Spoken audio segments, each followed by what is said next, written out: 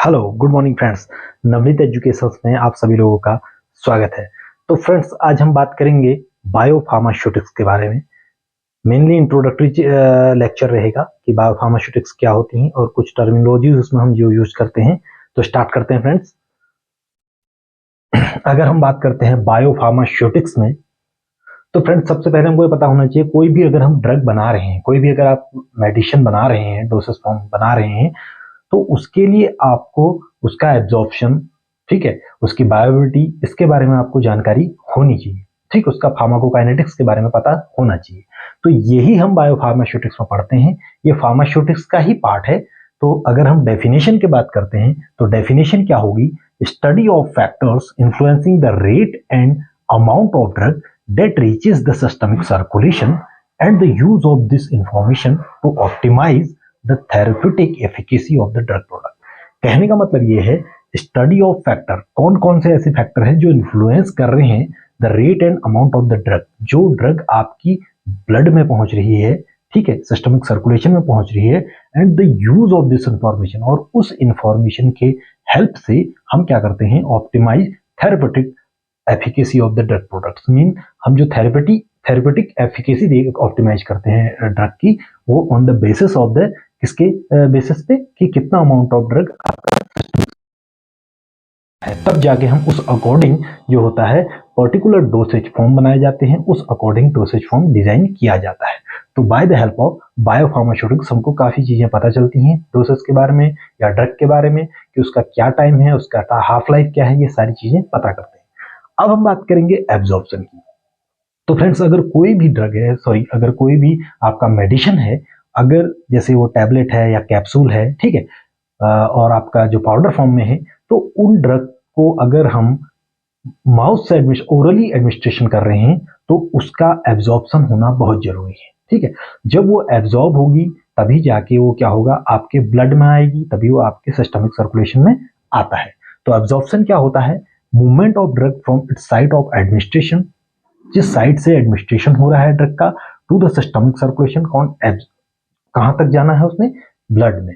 तो उस प्रोसेस को हम बोलते हैं एब्जॉर्प्शन। तो माउथ से अगर कोई टैबलेट हम दे रहे हैं, माउथ से वो सिस्टमिक सर्कुलेशन में, ब्लड में वो ड्रग जा रही है, तो उसको हम बोलते हैं एब्जॉर्प्शन। ठीक है, तो माउथ से एडमिनिस्ट्रेशन किया और ब्लड में पहुंचे, जिसको हम सिस्टमिक सर्कुलेशन बोलते हैं, तो इस प्रोसेस को हम बोलते हैं एब्जॉर्प्शन प्रोसेस।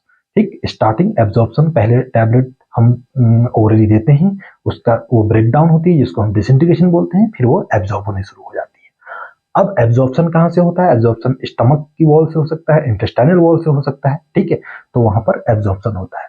जिस तरीके से आप देख सकते हैं, यहाँ पर हमने टैबलेट दिया, ओरली लिया, स्टमक में गया, स्टमक की वॉल से drug enter to the systemic circulation and blood में पहुंच जाती है। अब हम बात करते हैं बायो अवेलेबिलिटी। ठीक है, बायो अवेलेबिलिटी क्या होता है?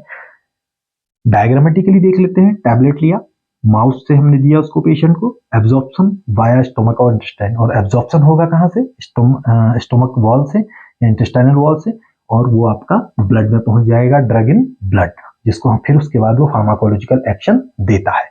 तो अगर हम बायोबिलिटी की बात करते हैं, तो extent of drug reaches to systemic circulation. ठीक है, एक्सटेंट ऑफ ड्रग, कितना अमाउंट ऑफ ड्रग जो है वो आपके ब्लड में, आपके सिस्टमिक सर्कुलेशन में पहुंच रहा है, उसको हम बोलते हैं बायो अवेलेबिलिटी। ठीक है, यहां पर हम देख सकते हैं, इसको और समझ सकते हैं डायग्रामेटिकली।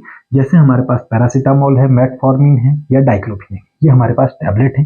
इस टैबलेट को मान लो कि पैरासीटामोल 500 mg हमारे पास आती है। ठीक है, इस 500 mg को मैंने दिया, ओरली दिया पेशेंट को, तो ऐसा जरूरी नहीं है कि 500 mg आपके ब्लड में पहुंचे।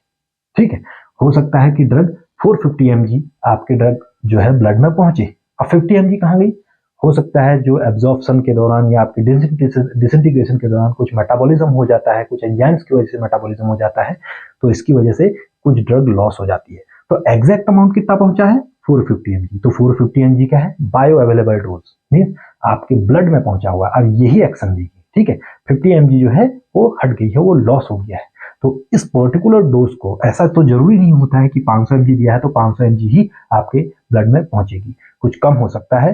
तो जो एग्जैक्ट अमाउंट, जो जो अमाउंट ऑफ ड्रग जो reaches to the systemic circulation, उसको हम बोलते हैं बायो अवेलेबिलिटी। अब इसी के अंदर हम बात करते हैं ड्रग डिस्ट्रीब्यूशन एंड एलिमिनेशन, और जिसको हम बोलते हैं डिस्पोजिशन। ठीक, तो ड्रग डिस्ट्रीब्यूशन और एलिमिनेशन क्या होता है? अगर हम किसी भी पेशेंट को टैबलेट देते हैं तो वो डिसइंटीग्रेट होता है, ब्रेक डाउन होता है और उसका एब्जॉर्प्शन होता है और वो ब्लड में पहुंच जाता है। ठीक है, जो हमारे पास ब्लड वेसल्स होती हैं, वेन्स, आर्टरीज, वहां ये ब्लड ड्रग आपका पहुंच जाता है। और ये पहुंचने के बाद क्या होता है, हर एक सेल, टिश्यू या ऑर्गन में पहुंचता है। जैसे ऑर्गन में पहुंचा, किडनी में पहुंचा, वहां पर किडनी की सेल में पहुंचेगा, हार्ट में जाएगा तो हार्ट की सेल पर पहुंचेगा। तो ये आप देख सकते हैं इस वेसल से जो ग्रीन वाले पार्टिकल्स दिखाई दे रहे ड्रग है आपके ब्लड में, और ये धीरे धीरे क्या हो रहे हैं, सेल्स के अंदर आप देख सकते हैं कि एंटर हो गया है। तो इस प्रोसेस को हम बोलते हैं डिस्ट्रीब्यूशन। मीन्स ड्रग क्या हो रहा है, डिस्ट्रीब्यूट हो रहा है, बट रहा है, खून में चले गया, अब वहां से पार्टिकल जो है बट रहा है। तो drug from vessel distributed to cell, then action is shown.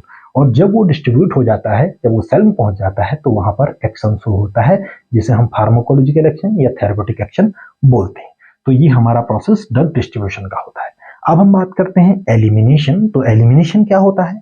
The process that tends to remove the drug from the body and terminate its action.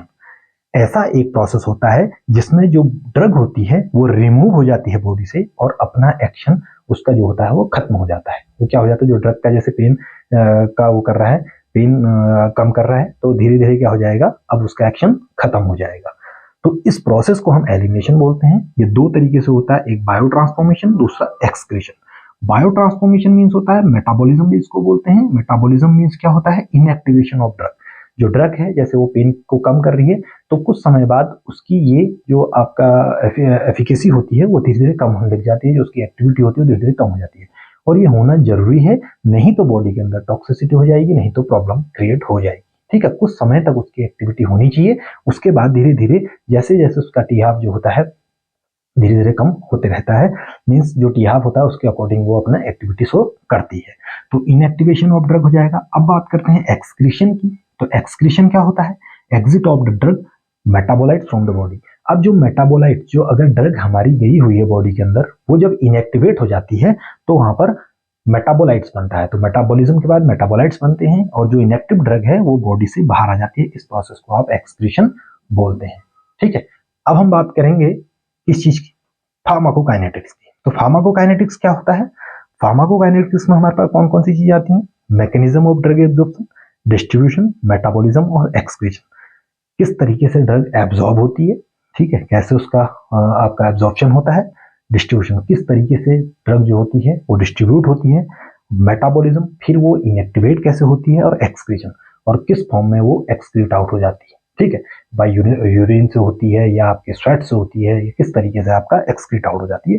तो ये प्रोसेस, अब की किस जो इसकी स्पीड है वो क्या रहती है, जो इसका रेट है वो क्या रहता है, तो ये सारी चीजों का रेट को अगर हम देखते हैं तो उसको हम फार्माकोकाइनेटिक्स बोलते हैं। ठीक, और इसको हम बोलते हैं ADME, A absorption, distribution, metabolism and excretion, और के रिप्रेजेंट करता है काइनेटिक्स, जो उसका रेट होता है, जो उसका मूवमेंट होता है, वो किस स्पीड से मूव कर रही है ड्रग।